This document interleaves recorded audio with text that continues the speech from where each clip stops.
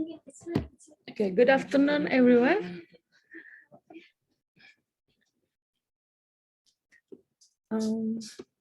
Okay, wait.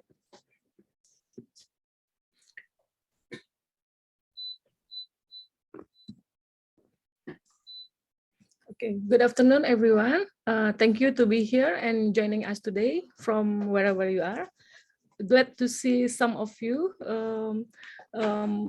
from various countries I saw here already joining us. So I hope currently we have about 30 participants, but I hope there will be more participants joining us later. So as introduction, my name is Rahma Elfitri. You can call me Elfitri. I'm the Deputy Regional Coordinator of Global Water Partnership Southeast Asia, and I'm the virtual host for this afternoon webinar. Welcome to the third webinar series of Innovative Solution for Sustainable Development with the title Provision of Clean and Safe Water for Emergency Response and Remote Areas on Thursday, 7 April 2022 at 3 p.m. Jakarta time or 10 a.m. CET. So previously, we have conducted the first innovative solution for sustainable development webinar series on monitoring ground and infrastructure movement from space in last May 2021. And also the second innovative solution webinar on magmatic water as new water source for addressing freshwater scarcity on last August 2021. So now we are proudly bring to you the third series of webinar on innovative solution for sustainable development. So I'm very much excited to have all of you here today and also to listen to the sharing innovative solution that we are going to have today. Before we begin, let me inform you about some housekeeping rules. Maybe Mas Adit can go to the next slide, Mas Adit.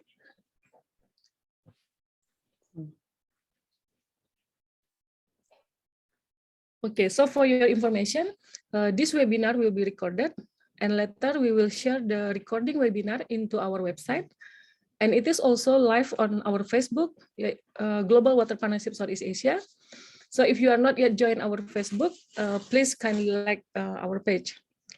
And the second rule, please type your name and affiliation or organization letter if you want to ask question in the chat box.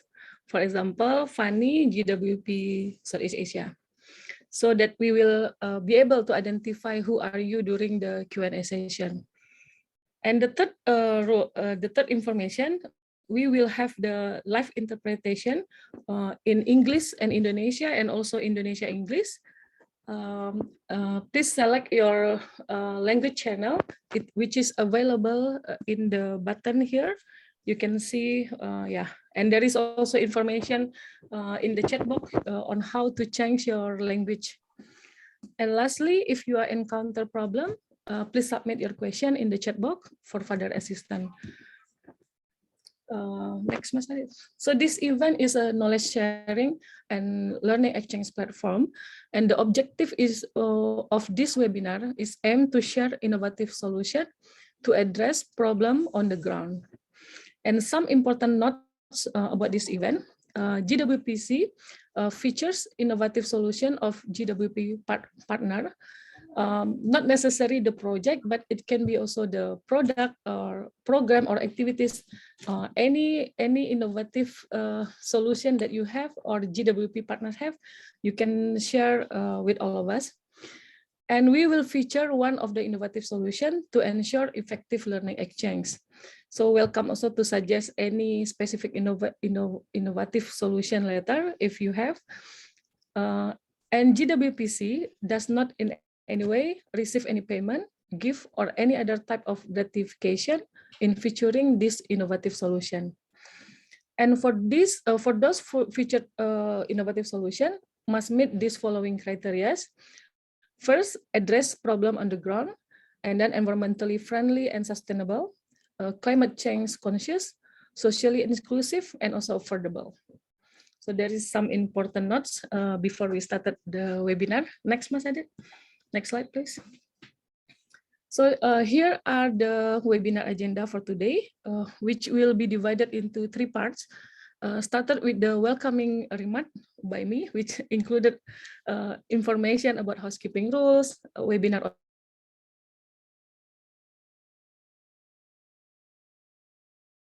this. And the second part will be the opening remark by the regional coordinator, which is Mr. Fani Wedahuditama. Then he will also conduct the second Mentimeter survey after that.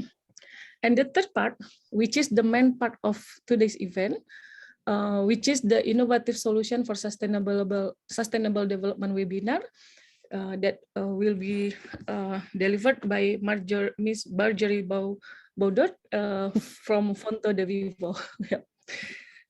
So, and then before we end our session today, lastly, we will have group photo. So for those of you who want to join our group photo, welcome to open your camera latest towards the end of the seminar. Okay, next, Mas Adit. Okay, so now before we start our webinar, we will conduct the first Mentimeter survey for this webinar. So basically, it is just a simple and brief one because we want to know who are you, from where you are joining us today, and others related information. So as a guidance to join this survey, as shown in the screen, please use your cell phone. You can take your cell phone here, and then please open your internet browser and type in the browser www.menti.com, and then enter the code 5944162, and then please answer the survey question.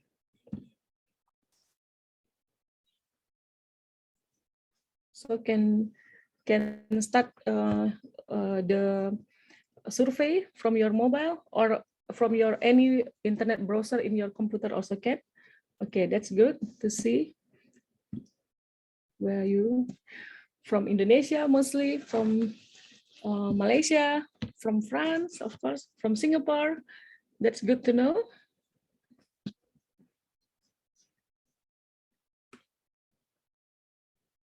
From Vietnam, yeah.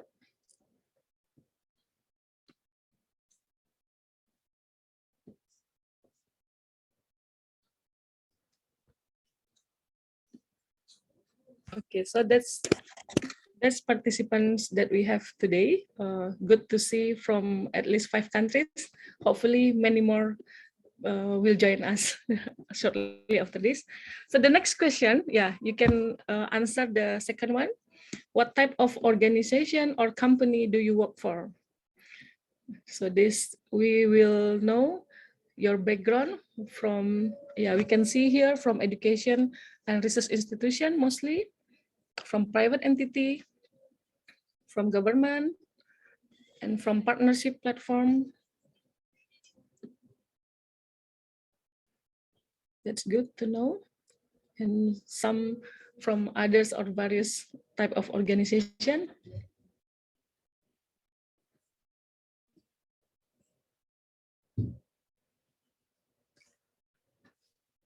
Yeah, good. So glad to know. Next question, we want to know also, how did you know about this event? Whether from the website, from our Facebook, Twitter, LinkedIn, Instagram. So this way we can also help. I mean, it will help us to improve our next time event. Which method that will be mostly useful to share the information. So as you see here, we have many people know about this event through instant messenger such as WhatsApp, and some, of course, from email, and another information came from our website, and then from the Twitter and also LinkedIn. Okay, that's good to know also.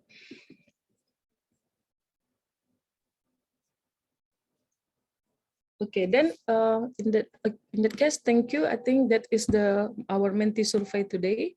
So next, without further ado, I will hand over this session to Mr. Fani. And let me invite Mr. Fani Wedahuditama, the Regional Coordinator of Global Water Partnership Southeast Asia, to give an opening remark and then moderate the webinar session. So thank you and wish you successful sharing and learning exchange of innovative solution. Thank you, Bu Elfitri, for the welcoming remarks and then also for guiding us through the housekeeping rules agenda and then also the first meter survey. We are going to do another survey before we end the session later. So please keep your cell phone stand next to you so you can use it later. Now, thank you everybody for joining, and thank you for Marjorie. I will introduce Marjorie later for also willing to be our resource person today. So this innovative solution for sustainable development webinar is a webinar series that focusing on the helping to provide information for all the stakeholders, especially all those implementers on the ground, to solve problems on the ground. Now there are many ranges of issues on the ground now, so therefore we need also a lot of solution. Yeah. Now we know that from the network, from at least GWP's network, we have a lot of partners with a lot of solution, actually innovative solution. So we establish this webinar series to provide information for all the stakeholders to be able to understand more about the innovative solution globally that exists globally, that probably can be used, can be implemented to address solutions on the ground in countries, yeah, in Southeast Asia, because our region is for Southeast Asia. Now, so our key message here is that because there are so many innovation, so our motto is like individual innovation but united effort. So we hope we can bring you through this event, through this webinar series, we can bring you all the innovation that exists all around the world, and then can be explained, can be shared to everybody also on the other side of the world. So today we have the innovative solution is being shared by one of our GWP partners, which is Fonto de Vivo from France. Yeah. So I would like to introduce, of course, Miss Marjorie. Can you go to the next slide, please, Mas Adi? So today our innovative solution is coming from Fonto de Vivo, and it's going to be presented by Miss Marjorie Boudaud. I hope I pronounce your name correctly, yeah, Marjorie. And Miss Marjorie, before she joined Fonto de Vivo, in its mission to give access to safe water for everyone, anywhere, she has been working for 10 years internationally for eco-friendly products and willing to give more sense to her work and dedicate energy for a meaningful project. And this innovative solution that she's going to present today, really, I think it's a real solution that can really help us, especially in the situation where we have emergency response, and of course of our situation to provide access of the water in the remote area. So without further ado, I would like to invite Miss Marjorie maybe to further introduce yourself, and then you can present the innovation that you would like to share with us here in the Southeast Asia. Please, Marjorie. Thank you very much. Thank you very much, Fanny. And I would like first to thank the GWP Southeast Asia for organizing this webinar, and the team of Fanny has been really working hard on the organization, Aditya, Elfitri. So thank you very much. I'm very glad to be here today and to be able to introduce you our actually water purifier, and to give you a little bit more insight about our mission at Fonto de Vivo. So I guess we can switch to the next slide. So I'm in charge of the international development of the company Fonto de Vivo, which is located in France. Fonto de Vivo was actually created by two founders, David and Anthony, and to give you a little bit more insight about who they are. David worked for more than 15 years in humanitarian sector in different NGOs in Africa, in Haiti, in Middle East, for the Red Cross, for example, for Solidarity International. So he knows very well about the field and the ground and the needs, and that's why he decided to create Fonto de Vivo and to create the water purifier ORISA. And he met Anthony Caillou, who was an expert in innovation, and that's why together they created and then funded Fonto de Vivo to work on the development of a new product, the water purifier ORISA.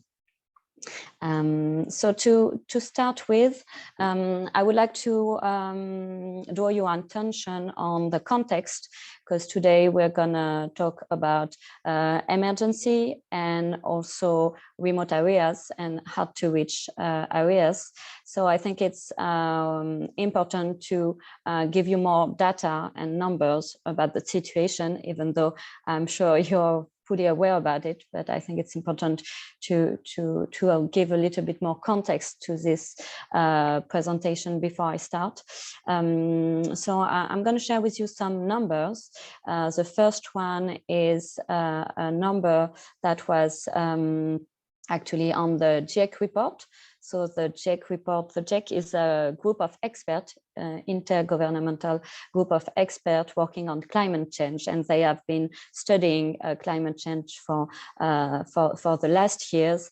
And there is actually a huge increase of the disaster linked to water, especially disaster linked to flooding in the past 2 decades. So we have an increase of plus 134%, which is actually more than doubled compared to the 2 previous decades. So we have an exponential increase actually of disaster. And unfortunately, Southeast Asia, you know, it is especially exposed to this disaster.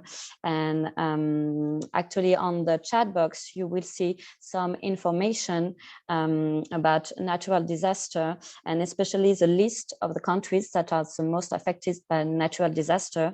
And we see that actually in terms of floodings, Bangladesh, Vietnam, Myanmar, Cambodia, Laos, Thailand, Indonesia are on the top 10 countries affected by flooding in the world.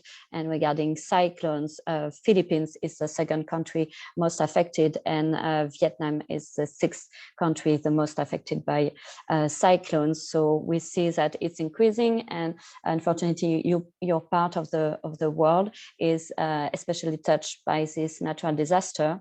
And we all know that giving the sense of the climate change, unfortunately, there is few chance that it's gonna decrease. It's more gonna increase, because we cannot act so fast on the climate change, unfortunately. And there is a projection made by the IEP, it's the International Environmental Partnership, that evaluates the number of displaced people due to natural disaster to 1 billion in 2050. So that's a real matter and a real challenge that we need to face in the coming years. And the last numbers, and after I'm going to stop because I don't want to flood you by numbers, is more linked to actually the access to safe water in Asia, and especially there is this numbers that is mentioned on the WHO and UNICEF joint monitoring program that they conducted between 2000 and 2020, stating that there are only 49% of the people living in Asia Pacific that are actually drinking water free from any contamination. So there is still hard work to do regarding the fact that we need to secure access to water in Asia Pacific to avoid waterborne disease.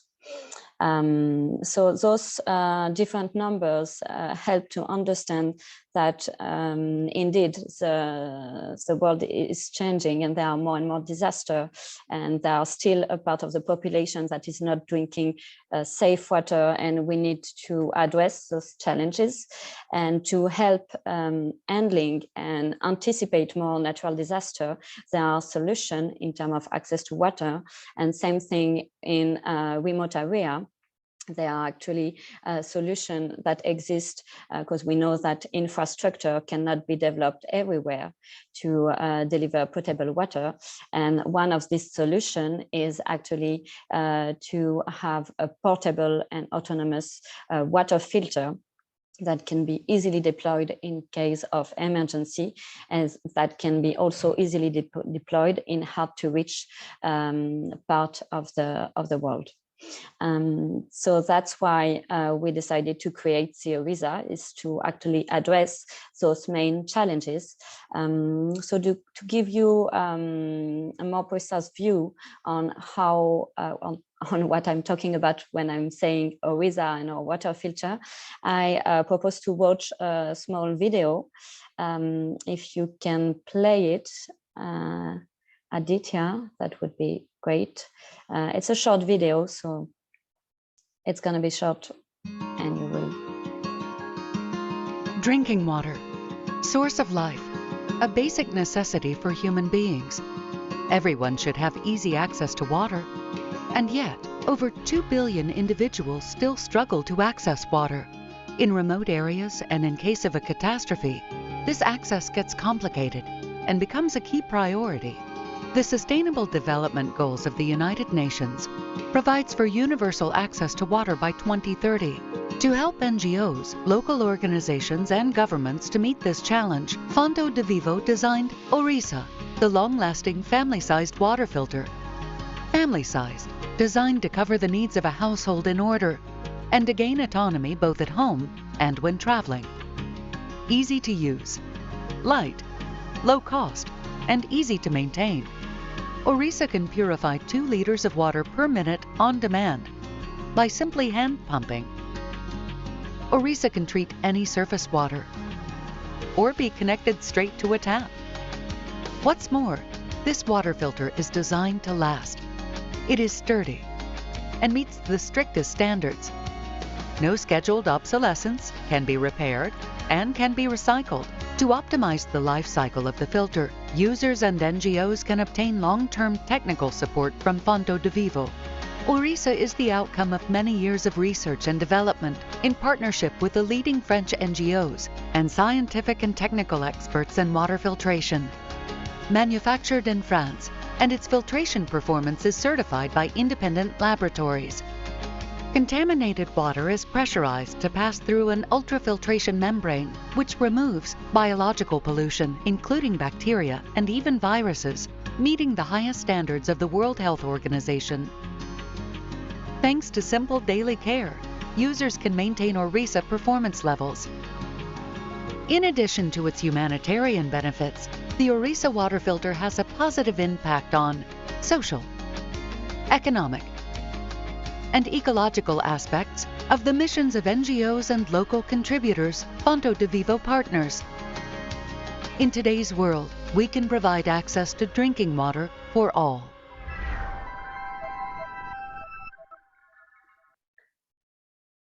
Thank you for this video, Aditya.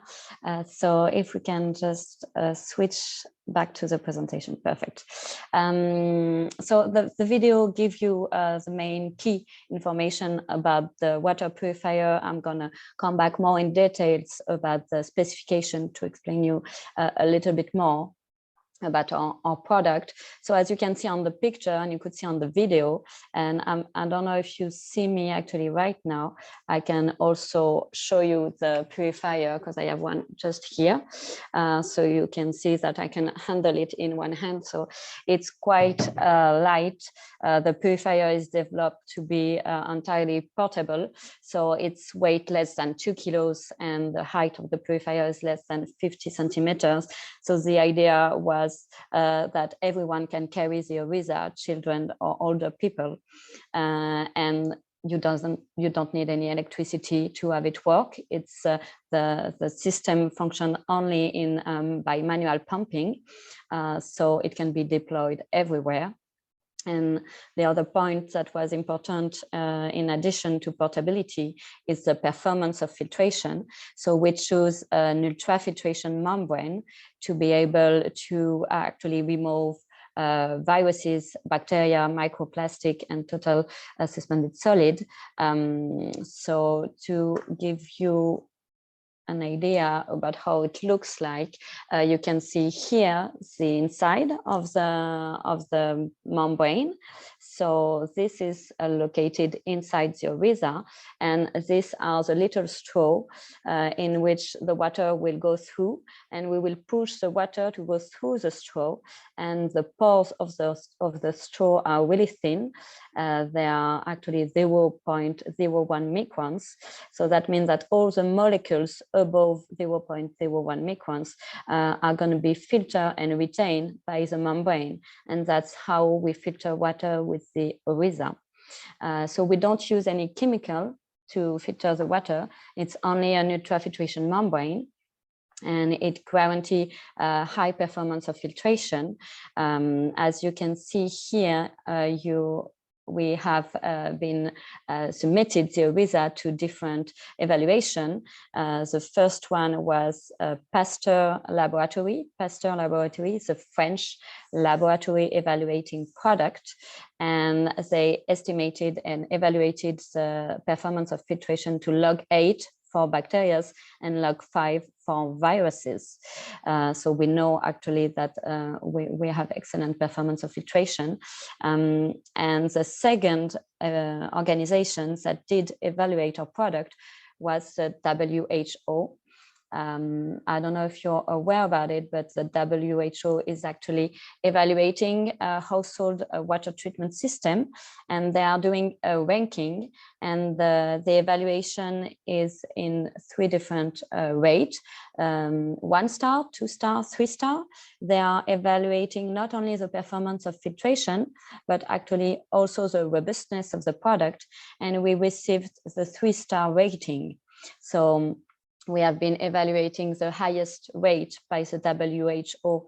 So that's actually guaranteeing that our water purifier is reliable and safe to be used on the field. In terms of flow of water, so we deliver on-demand water, and that's really important. You don't have to wait. It's not a gravity system. When you pump, the water will automatically actually go out of the water filter, and we can have a flow of 3 liters per minute. So I know that in the video they actually say 2 liters per minute, but the video was made last year, and in the meantime we have improved already the product, and we've worked with our manufacturer of membrane, and we have now a new membrane to be able to filter 3 liters per minute. So that means actually 180 liters per hour. So it's perfectly suitable for family use and also for collective institutions such as schools or health centers, small communities. But I'm going to come back on that point later on. And also an important point, but we can maybe see it on the next slide, if you can maybe move to the next slide. On the left of this slide, you have more explanation about the innovation. So the ORISA was conceived for emergency and remote areas.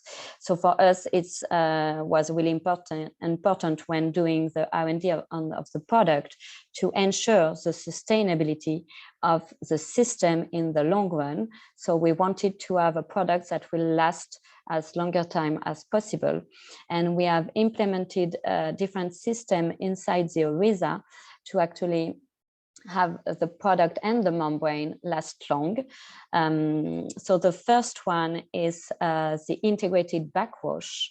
We have a system inside, and that's why at the top you have those 2 taps it's by changing those two taps, we're gonna inverse the sense of circulation of water inside the system, because there is actually a little reserve of water inside the ORISA. It's a water filtered that has been filtered previously by the ORISA that is actually stored inside the ORISA, and we're gonna actually put under pressure the water located in this water reserve and then inverse the sense of water. So we're gonna push this filtered water in the other way around, and that will enable to unclog eventually the pores of the membrane that could be clogged.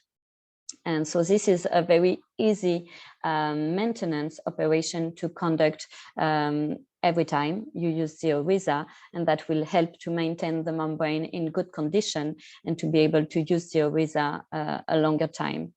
And then the two other systems are actually a permanent cross flow. So we have continuously inside the membrane water running to avoid the clogging as well.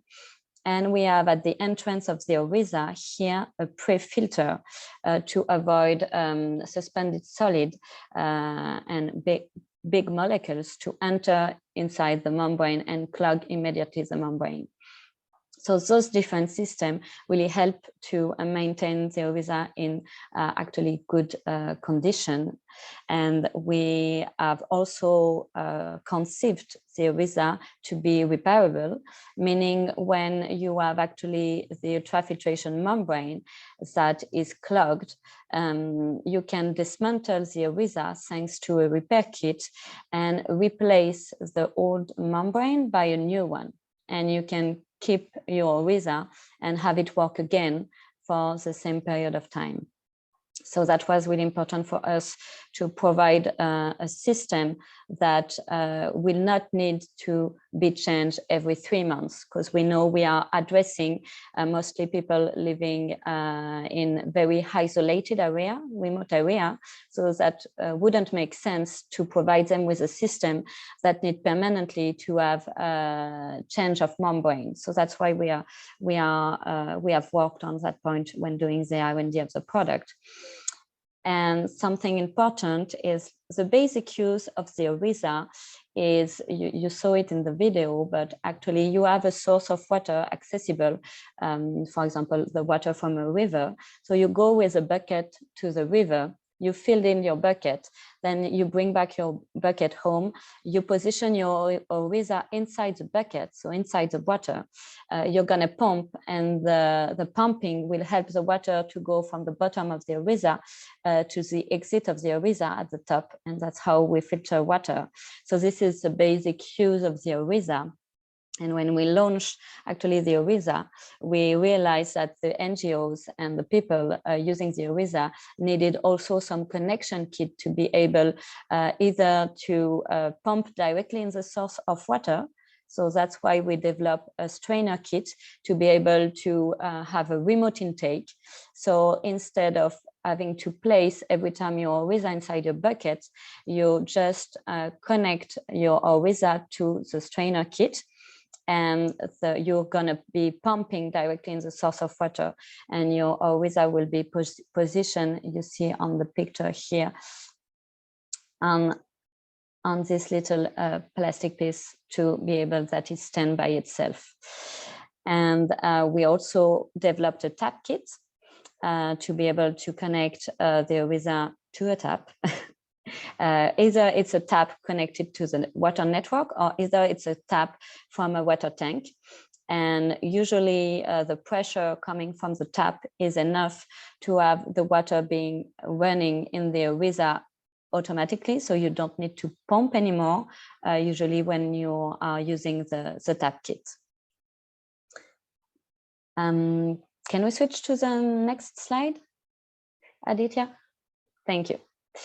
Then I wanted to come back on the fact that we are focused in sustainability of the solution. So you see here the ultrafiltration membranes that are located in the ORISA, the repair kit. And we also have a spare part kit for the parts that can be easily lost or that can be used. So we have a spare part kit available. So in case you have a problem, missing part, you don't throw away your ORISA. We just provide you the spare part and you change it, and you keep on using the ORISA. And I would like also to draw the attention on the fact that the ORISA compared to bottled water helps to reduce the plastic consumption. I've made a small analysis because I know one of your questions would be, but what's the lifetime of the membrane in the ORISA? This question is very hard to answer because it will depend from many factors. But I know that you need an answer. So it depends on the turbidity of the water. It depends on the quality of the water and the way that the user will maintain the ORISA. But to give you a very concrete example, we have ORISA being used in IT in schools. And they have already been filtered 15,000 liters, and the membrane are still good to go. So we expect actually the lifetime to be more than 15,000 liters. But to make the comparison, I choose this number. So in order that to be based on real data. We are very transparent on the numbers. It's very hard to give real numbers because there are too many factors that will impact the lifetime of the ORISA and the membrane. But to give you an idea on this actually data, and based on a price that I actually increased by 30% to include transport and import cost, and to be able to compare it to the price per liter of bottled water, you can see here the price of the ORISA. So it's the cost per liter when you are using the ORISA, just one ORISA without any membrane change. So that the cost per liter is 0.008 euro. And if you change the membrane, so we estimate that we can change the membrane 4 times on the ORISA. So you already have a membrane inside the ORISA. So that means you have 5 membranes in total in the lifetime of the product. This cost dropped to 0.03 euro. And if we compare it to an average cost of a bottled water in Indonesia, which is about 25 cents, you see that the solution is, as well as to be more sustainable, is also more economical in the long run. So that's something important to mention. And I didn't tell you actually the cost of the ORISA. I think that's important for you to have this information. So we are selling the ORISA FCA France, so this is the Incoterm, 96 euro per unit. So that was the price that I used to make this projection in terms of costing. Can we move to the next slide, maybe? Thank you. Then this is a drawing to explain you the different source of water we can filter with the ORISA. So basically, we can filter all kind of soft water. The only water we cannot filter is salted water. Why? Because the salt will damage the membrane. So that's why we can filter only soft water. But then whether it's water from a river, from a well, or from the rain, we can filter this type of water. And the connection kit, either the strainer kit and the tap kit, actually enable the ORISA to be connected to nearly all kind of water tank elevated on the ground or directly in the river, or if they have actually water from the network, but the network is not providing actually safe water, because we know that there are sometimes problems in the maintenance of the network of water, and the water get recontaminated when they arrive actually in the household. So that's explain what kind of water we can filter. I would like also to be very transparent on the fact that ultrafiltration is efficient in microbiological contamination. So we have a direct impact on the reduction of waterborne disease, but ultrafiltration cannot filter chemical pollution. So that's something that is important to mention, and we want to be transparent in what we can filter, what we cannot filter. Why? Because usually those chemical pollution, either the molecules are so thin or they are completely dissolved in the water, so the membrane cannot retain that kind of pollution. Can we move to the next slide? Thank you. So as I said, regarding operating context, ORISA was developed for humanitarian emergencies and off-grid development. Regarding emergency, there are two situations actually we are working on. Is the preparation for disaster, because we know that in the idea that disaster will happen more often, we also need to be more ready and efficient in the answer, and a way to be more efficient in the answer of a disaster is to have a prepared stock dedicated to disaster. So that's why we are collaborating with government also on the prepositioning of a stock dedicated to disaster. And of course on the answer with the NGOs, and off-grid development mainly focused in rural and remote area, or also in semi-urban zone when they have access to water, but the quality of the water is cannot guarantee the water is free of contamination. Can we move to the next one? Thank you. And now I would like to share a concrete example of project we've conducted on the two different contexts. So we're going to start with the remote areas. So I'm going to show you, and we're going to display two different projects we conducted in America. The first one is taking place in the region of Vichada, where we collaborated with the region, so the local government over there, and two NGOs, Corredukar and Akatisema, to be able to provide more than 2,000 purifiers to the people over there, because they live in a very hard to reach area of Colombia, because they are surrounded by rivers, and that make it complicated to develop infrastructure over there and to secure the access to water. So the ORISA is a perfect tool to be able to provide this securization of water. And the second project is a project in IT.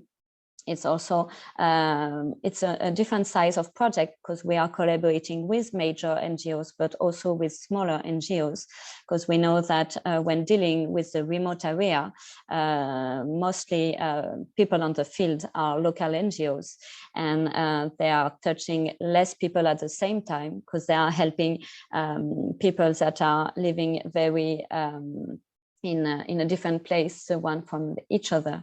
So as they are spread on the territory, and they need to conduct action in each community, so they can touch less people at the same time. So it's a project we developed with Plastic Bank and their local operator, which was Combat Plastic in IT. And we're gonna show you two videos, and you can get the testimonials of the people using the ORISA. Aditya, can you click on the link to be able to display the video? Perfect. A pesar de su riqueza hídrica, en el departamento del Vichada son miles de familias las que no tienen acceso al agua potable. Un programa financiado por la Embajada Francesa lleva filtros de agua a las comunidades que habitan en esta zona del oriente colombiano.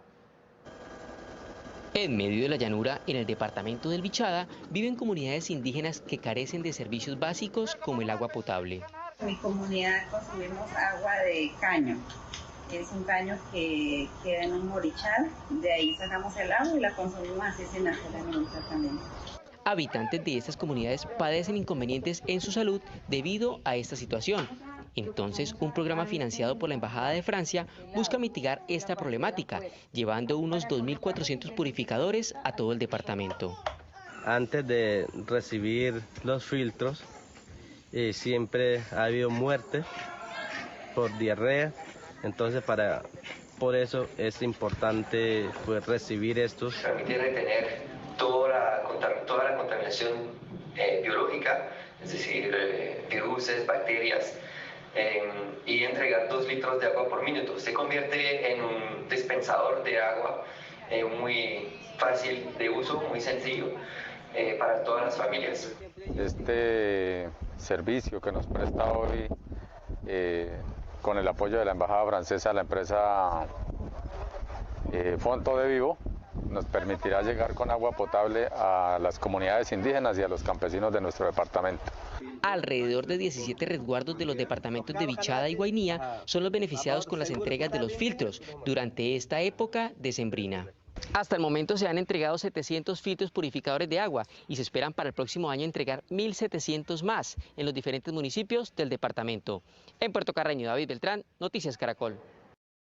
A pesar de So this was the example in Colombia. So this was the news, Colombian news, that made actually a little interview of this project. And now we're gonna see the second project in Haiti.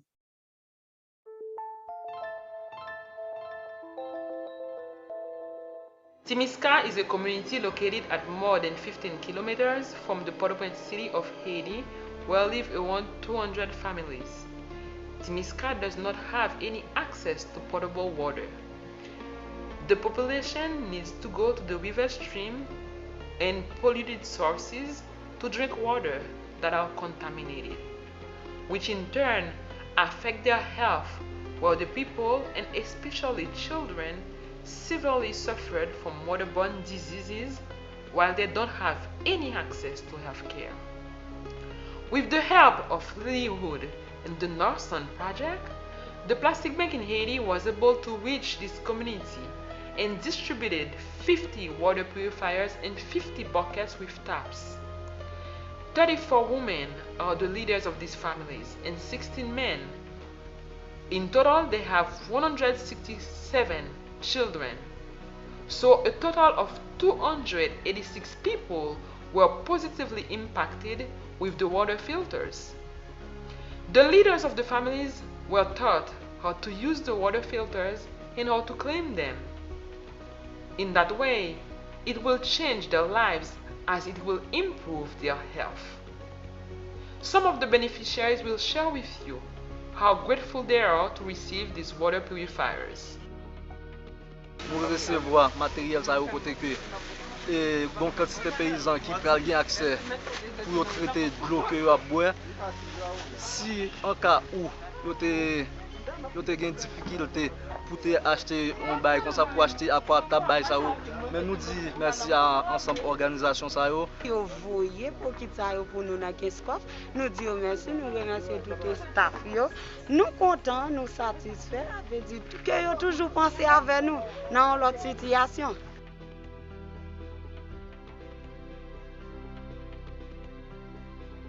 Thank you for your support. Without your help, the Plastic Bank in Haiti would not have been able to support this community and positively impact so many people. Thank you. We are grateful.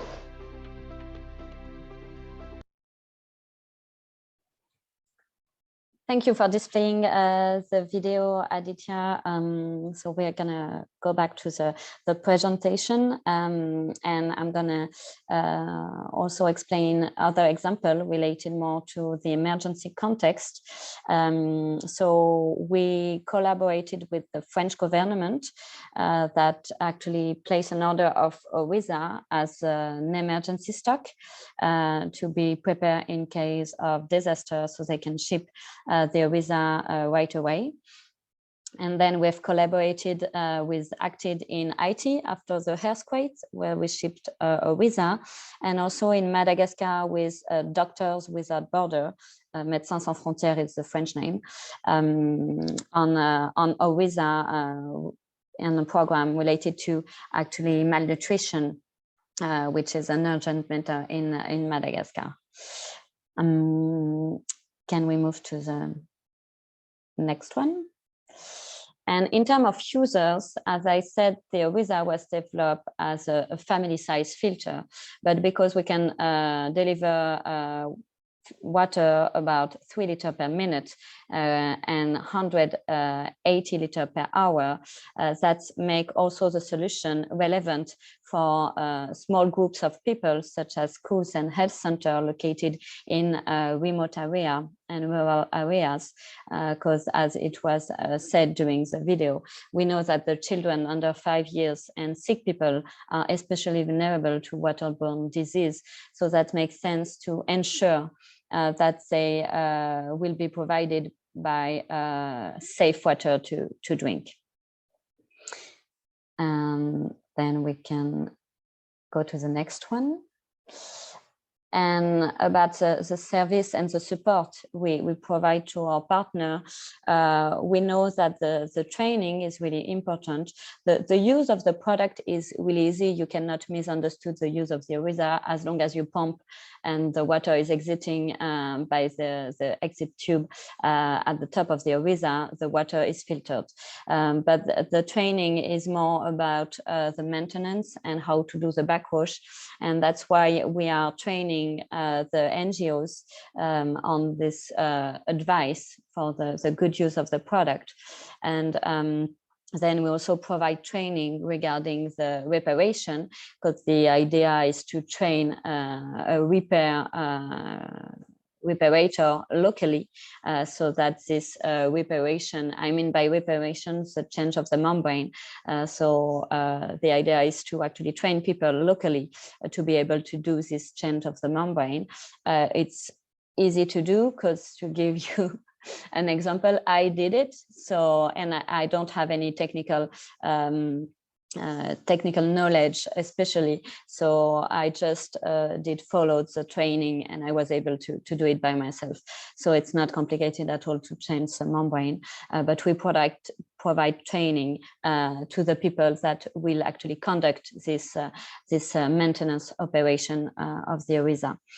And we have also developed tutorials that are available on our YouTube channels. You can actually have a look at them, because they are completely public. So you can have a look at the different tutorials explaining how to use the ORISA, the maintenance, and also the backwash. And the chemical cleaning, because we advise also to do a chemical cleaning from time to time, and especially before having the ORISA stored for a long time, and before use again the ORISA after a storage period.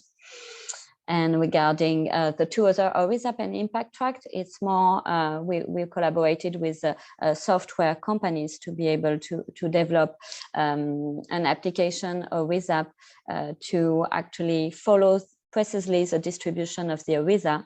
So the application enabled to define a user with the name of the user to one specific ORISA to be able to follow the ORISA in the time. And Impact Tract is more actually a software to link to the CSR of the company to measure the impact of the project. And can we switch to the next one?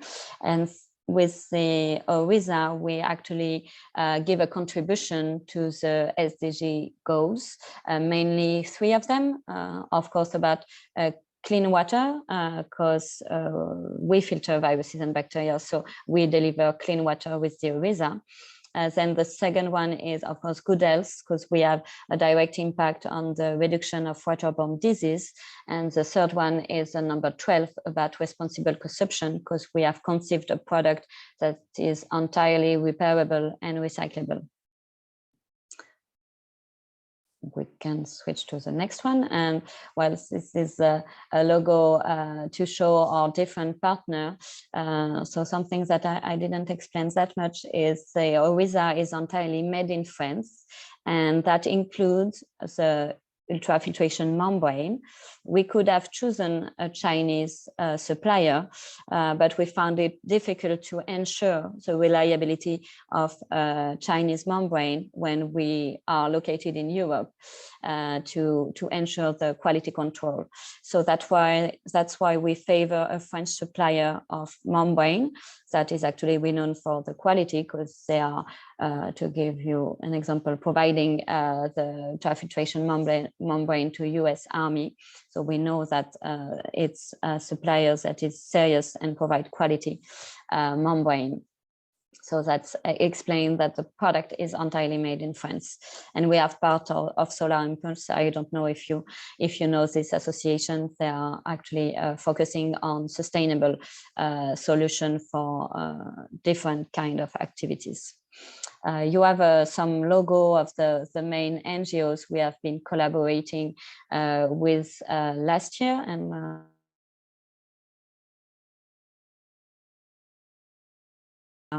if you are interested to know more about the project we conducted.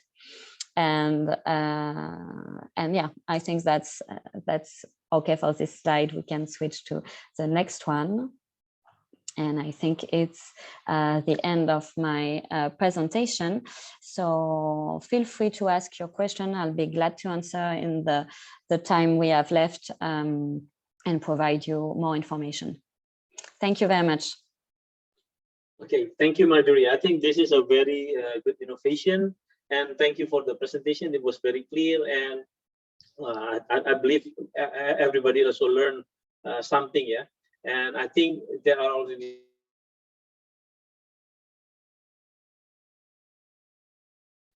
so everybody, if you want, I just want, before we start the discussion, I just want to inform everybody, if you have any question, you can put it into the Q&A box. There you see the Q&A button, then you can click that and then you put there. I see here there are 2 or at least 3 questions.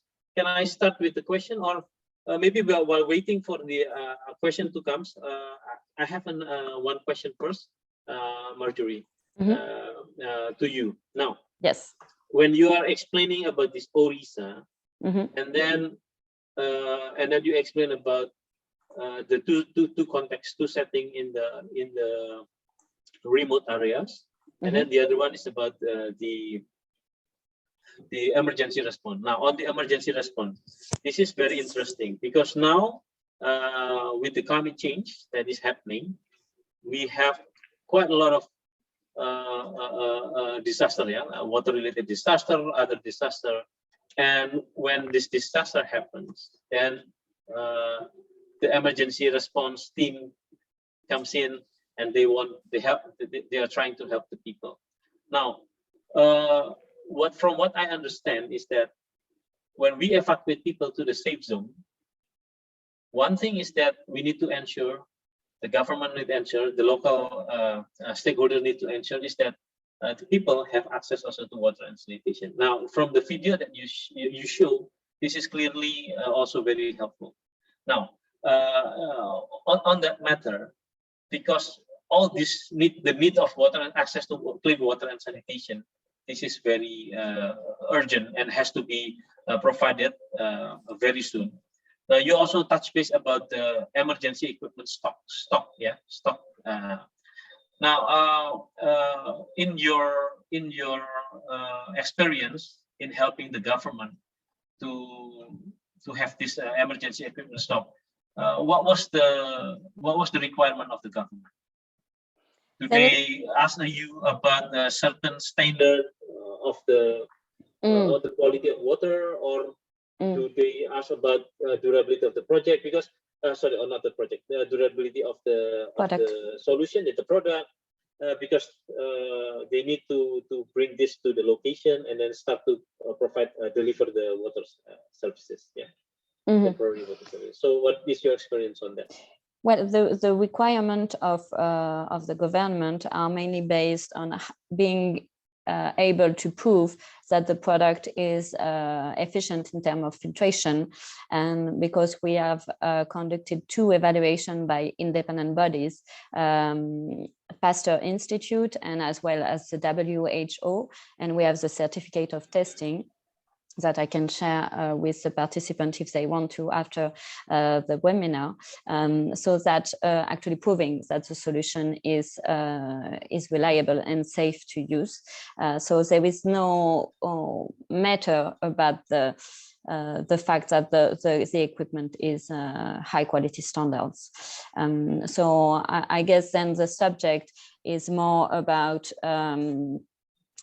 develop the awareness of the government in the importance of having a preposition stock of such equipment. So as soon as the disaster happens, we are able to ship right away the equipment.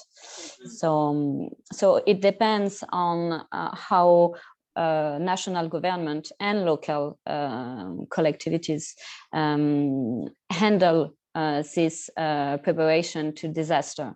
And I think that's more important to develop awareness and to meet them to see how they proceed in terms of prepositioning.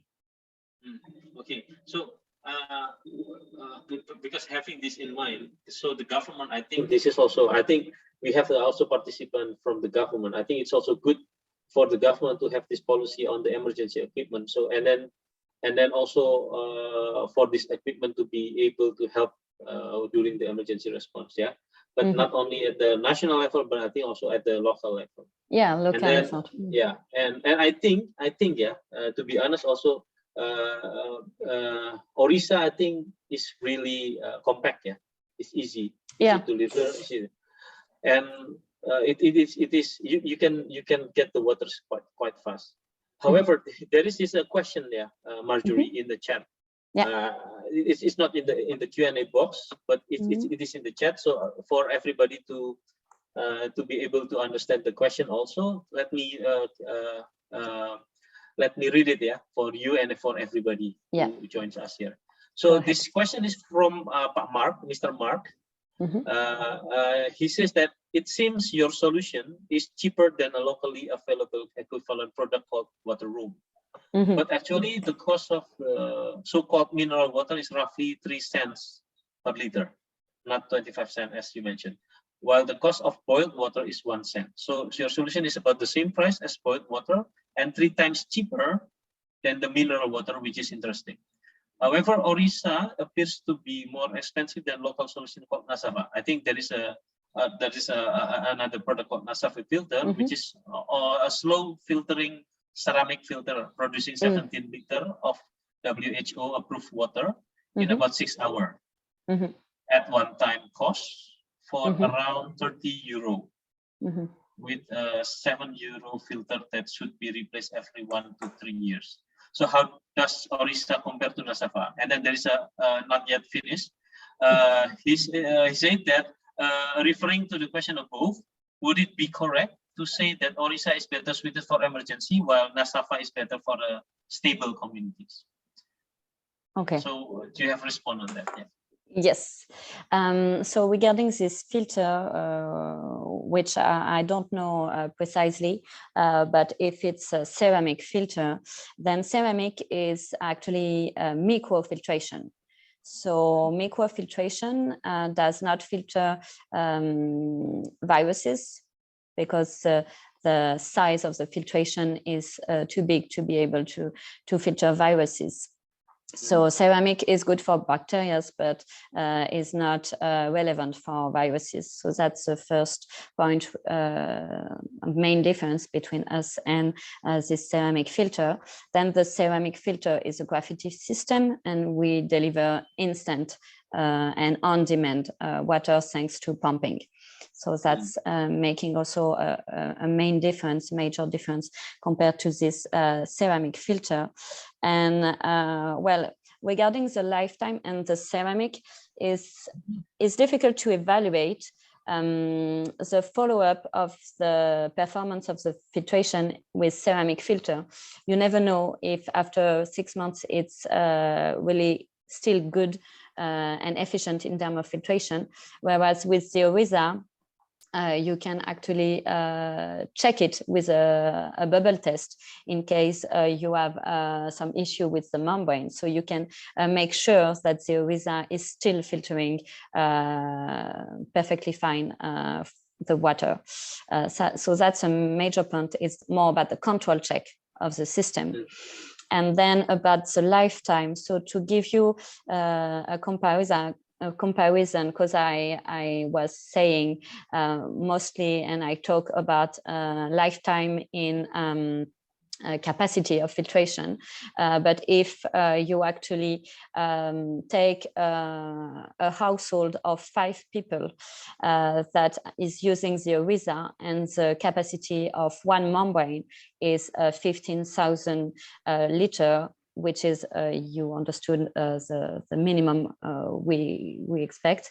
The ORISA can be used by this family if they need 2 liters of drinking water per day. This family will be using the ORISA for 1,500 days. So that means approximately 4 years without any change.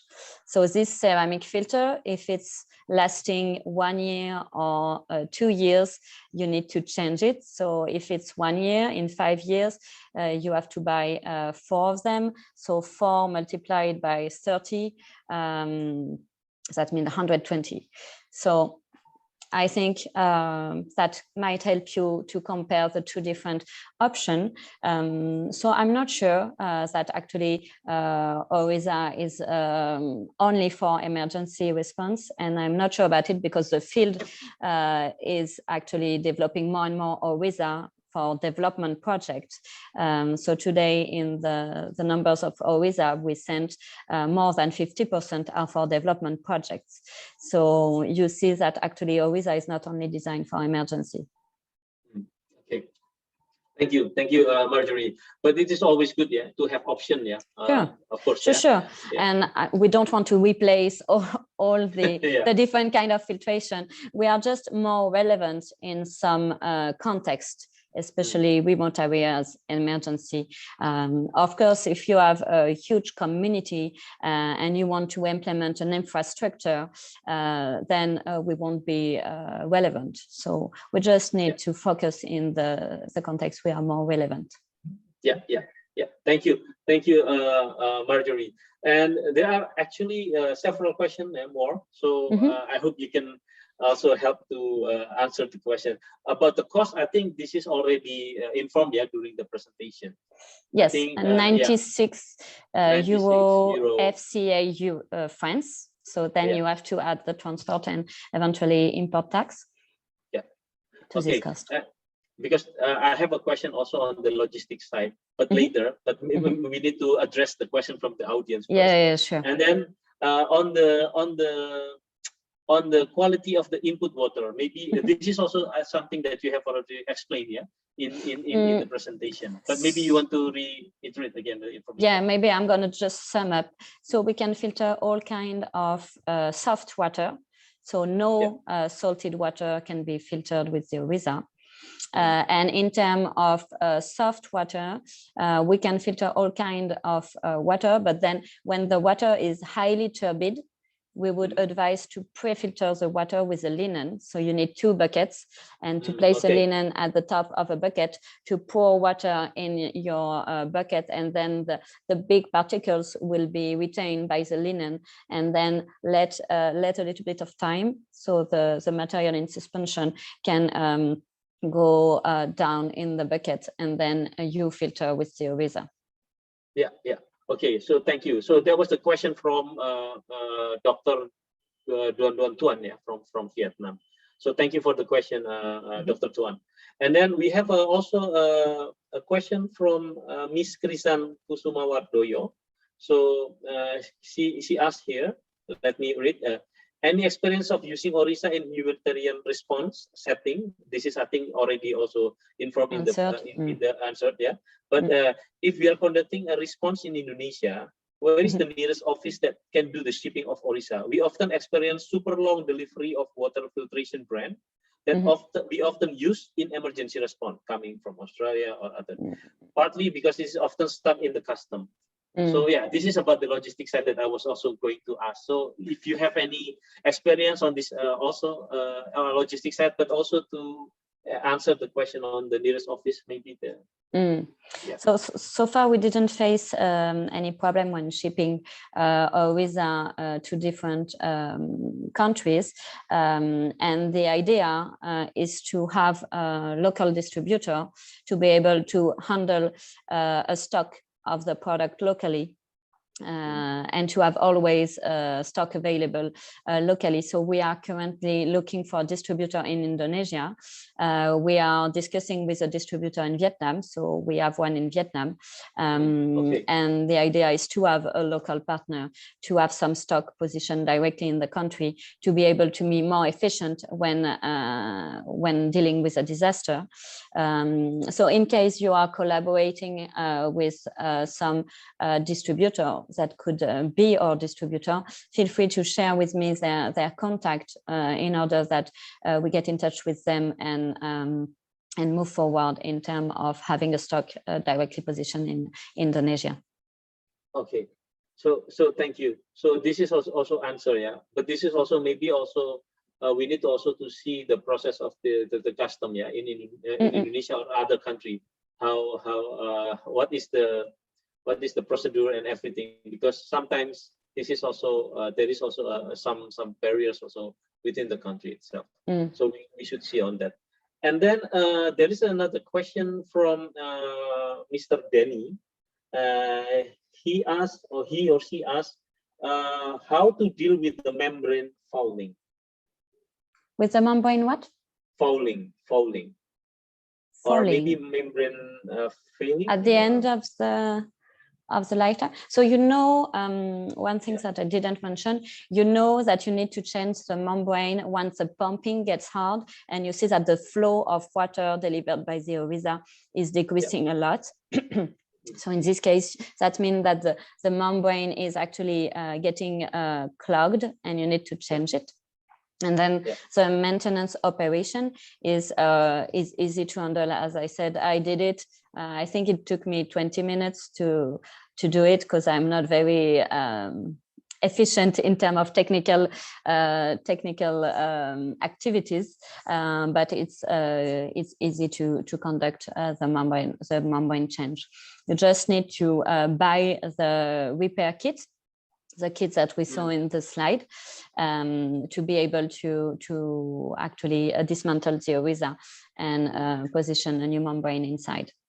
But a repair kit can be buy once and can serve for many membrane change. You don't need to buy one repair kit per new membrane because you can just keep the tools, and once you have them, you can use them again. Yeah. So yeah, so that is the answer, Mr. Denny or Ms. Denny. But I think Mr. Denny, and then Mr. Denny also has another question before I go to Mr. Sidar. How to deal with the used membrane waste? So I think this is a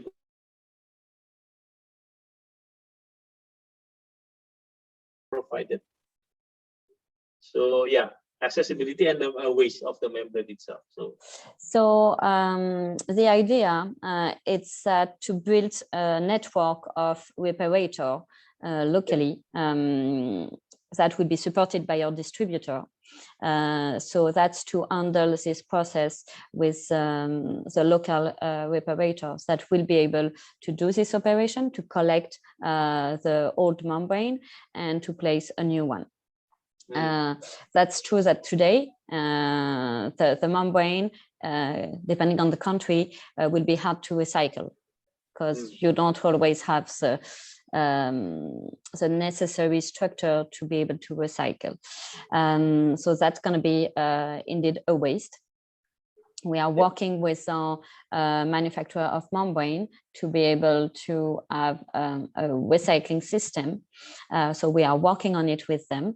It's also a major challenge for them. So we are convinced that they're going to find a solution quite soon, and it's an emergency matter anyway. So, but yeah, we need to collect them in order that to avoid that the membrane will be left somewhere. So that's why we want the reparation to be conducted by reparator, so they can collect the membrane that is actually not good to go anymore.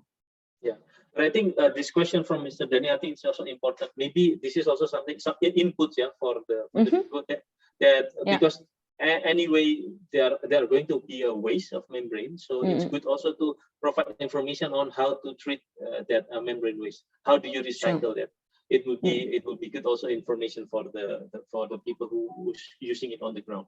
And then there is a question from Mr. Siddharth Pandey. I hope I pronounced your name correct, yeah, sir. What is the operation and maintenance cost? So maybe you can also inform again. Yeah, so the cost is linked to mostly the cost of the new membrane. So a new membrane cost is 20 euro, FCA France. And then you always need to add eventually the cost of transport. Then the repair kit, the one with the tools, is actually costing 22 euros, FCA France. So you need to take into consideration these different costs. So 20 euro for a new membrane, and actually 22 euro for a repair kit. But you don't need, as I said, one repair kit for each membrane. So if you are dealing with a project and having a deployment of ORISA of 1,000 ORISA, you don't need 1,000 repair kit, depending on how many people you want to train regarding to the change of the membrane. Yeah, thank you. So I have a follow-up question on this, but I would like to go first with the question of the participants. Yes, from participants. No problem. From Mr. Enrico Rahadi. Thank you very much for your useful information. This is good solution to reduce plastic bottle generation during emergency response from donation, because when you have emergency response, you have this donation. They provide you with this bottle water and so on. Yeah, so you have a lot of plastic also at the end of the day. So his question is: does ORISA has expired time? This is regarding the usage of ORISA as contingency stock. Yeah. So the membrane, they need to be used. The first use need to be to happen within 5 years. So that means you can store the ORISA for 5 years, and then you need to use it absolutely before 5 years, because otherwise the membrane will dry. And that's why we need to be able to use the product within 5 years. So I think 5 years is quite a long period when we deal with disaster, unfortunately. Unfortunately, and with the rate of the disaster, these days, this is something that, because I was also thinking about, if you have these 5 years in the stock of the national or the local government stock, emergency equipment stock, then this is something that to consider. But if we, well, hopefully we will not have that many that often disaster. But this is the fact is that we are having more and more disaster, water-related disaster, and this is also leads to the question from Dr. Tuan regarding the flood. Is it possible in case of flooding, when water is heavily contaminated, can we use the ORISA? Yes, it's especially suitable when we deal with flooding, actually. Then you need to be careful with the turbidity of water, depending on the flooding.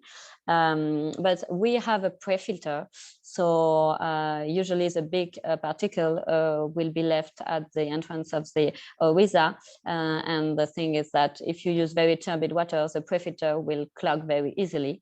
So that's why you need to be careful with the turbidity, and maybe to pre-filter with the linen if you deal with very turbid water in case of flooding. Yeah, I think this is very good. Also, I'm thinking about one of the vulnerable groups, because I think now I can also have my questions to be asked to and then to get insight from you. First, of course, when you train, you said that when we are using ORISA, there's going to be a training, so some sort of capacity building for the local repairs. Now, have you ever done training for local repairs, but for the disabled local repairers who have disability, for example, those who cannot hear? Is this something that you have already considered in your manual for training? That's a good question, and I think that will be possible because the repairing is not difficult. That's something we haven't experienced yet, but that would make sense to actually work with disabled people to do this repairing operation. We've trained a reparator already in Colombia, but there were not disabled people. But that could be an idea. Yeah. So this is some kind of also feedback from the series. I mean, from the webinar itself. So I think if we are saying that we are innovative, we are so maybe one of innovative points that we can add, that we can propose to Fonto de Vivo is to also including this vulnerable groups, so they can be part of this process of delivering clean water. So the training, maybe the module and training materials can be also designed for these people with the vision impairment, people with the hearing impairment. So if we can have this kind of training module for them, this is also going to expand also the coverage of people. And also like SDGs motto, we don't no one should be left behind. So this is one thing. And then related to the training itself, I think this is something that very, very how to say, socially conscious, because then you bring ORISA, but then you also at the same time help the local repairs also to learn about how to maintain ORISA, right? And then so this is also create some income generating activity or improving their livelihood also, the possibility. So I think this is something that I highly appreciate from Fonto de Vivo of having thought about this. So I think this is a very good point of innovation. So innovation not only from the technicalities, not only from the product, but also how the product itself, and then how when they use the product can also bring others the improve the livelihood of the people on it. And I think do we have any other question? Let me check. Okay, so people are asking for us to share your contact. So I think at the end of the presentation, there's a contact. Yes, sure. And there is my email address. And this presentation is going to be shared. I think we already put in the chat box the link to the materials, the link to the videos, and people can also directly contact you. Or if anyone would like to contact Marjorie or Fonto de Vivo, you can also contact directly to us, also through us. And then we can connect you also. But of course, you can connect directly with Marjorie later. Sure. So is there any more question that has not been answered? I think we have all of it covered. Okay. So thank you very much for everyone who has already submit your question, and hopefully we have answered. If not, then we will take all these, record all these questions, and then we will put it together, and then we can ask Marjorie to address all the questions that has not been answered before, because I think we are coming to the end of the discussion session. From our side, I think this is a very good innovation. I think with the target of 2030, we have universal access for water and sanitation. I think this solution, this ORISA, can help also to accelerate that on the ground. So thank you very much for the innovation and for the presentation, Marjorie. Is there anything that you want to say to the audience? I just want to thank you everyone for attending to the webinar. In case you have any question or you want to know more or just to discuss with me, you have my email address in the presentation.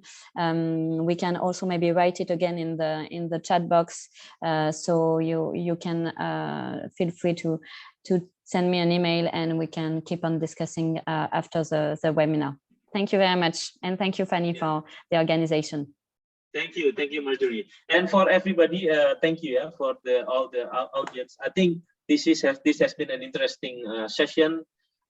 If in the audience you have also innovative solution, not always about product, but can be also program that you have. I know Mr. Mark have this Safe Water Garden program that is very innovative. I think you can also.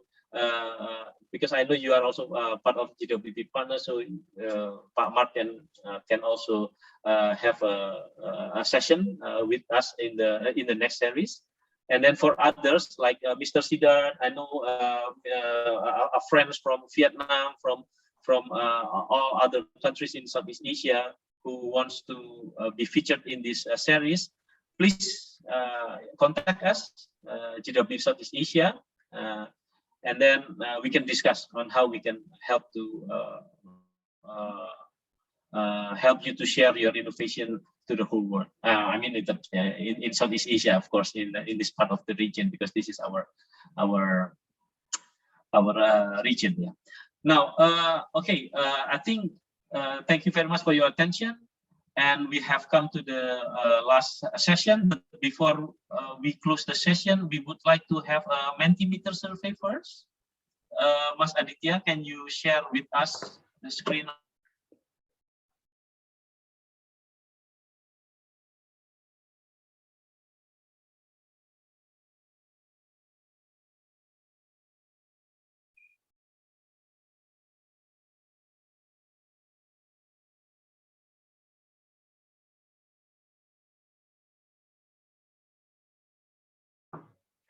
Your microphone. I think your microphone is off, Fanny. Yeah, sorry. Okay, so I would like for everyone to join us in the survey, the second survey. This is not going to be long. Just we have only 3 questions.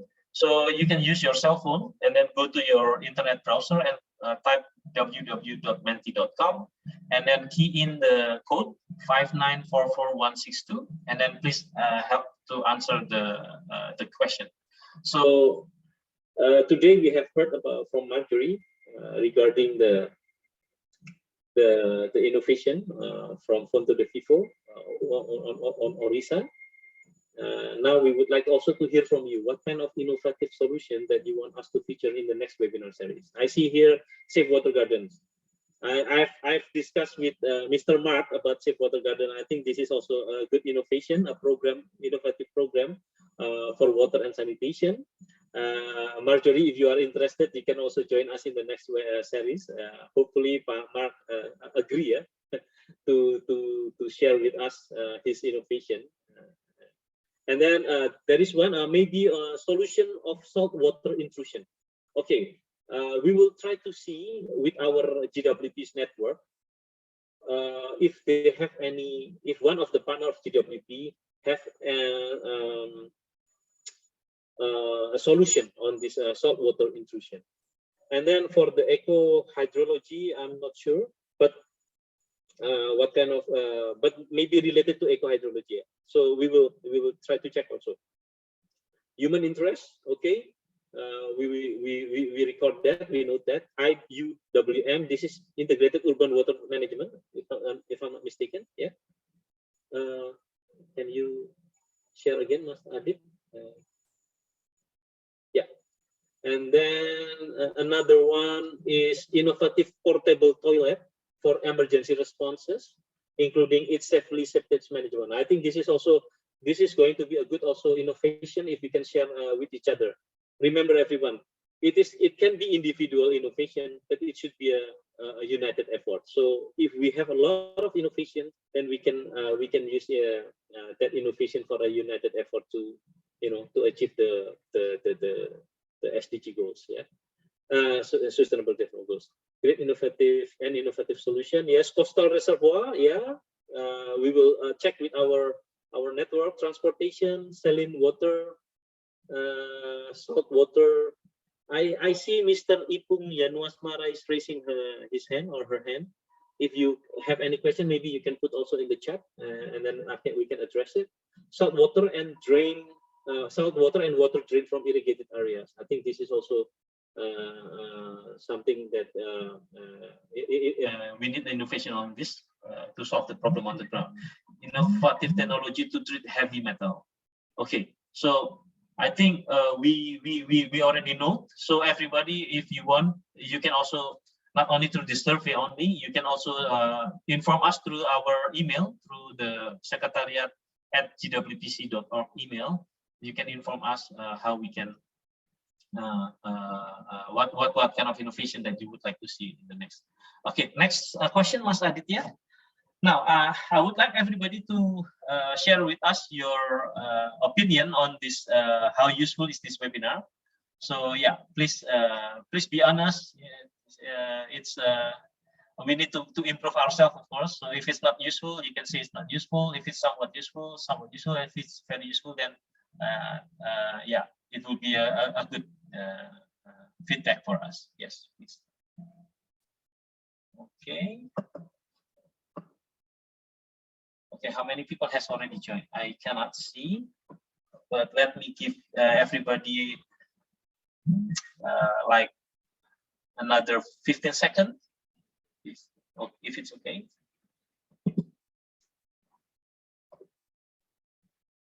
Okay, no other question. Everybody is satisfied, very useful. Thank you very much. So the next question, this is the last question. What needs to be improved next time? So if you want for us to improve our webinar series, please say so. You have the opportunity to say it here, and we will note it, and we will of course use that your input, your feedbacks for our next webinar. We will open this question for this. We will not close the survey, but I think now. Let's give everybody another 15 seconds. But if not, then you can still do it later. We will not close this survey. Okay. So again, thank you very much, everybody. Mas Aditya, can you promote everybody to become the panelists?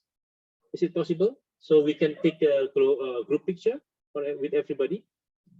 I apologize, I don't know how to do that. Maybe you are the co-host, Mr. Fanny? No, I think you can click for on the person, and then okay, Mr. Ipung. Okay, I think there is a call. Okay, Mr. Ipung, please, you raise your hand. Do you want to say something, please?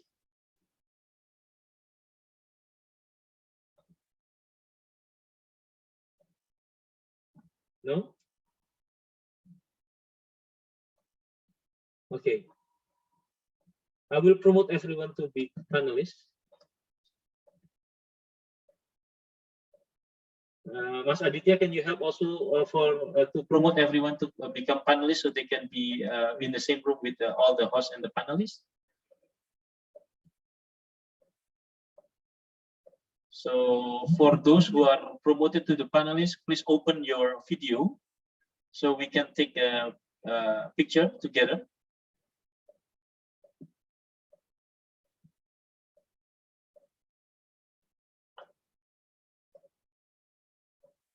Can you see everybody now?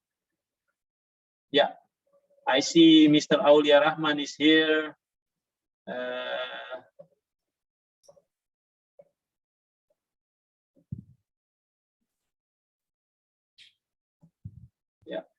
maybe it's difficult to. Okay. Okay, everyone is almost here.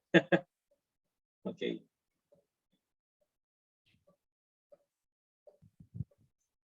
Okay, let's wait.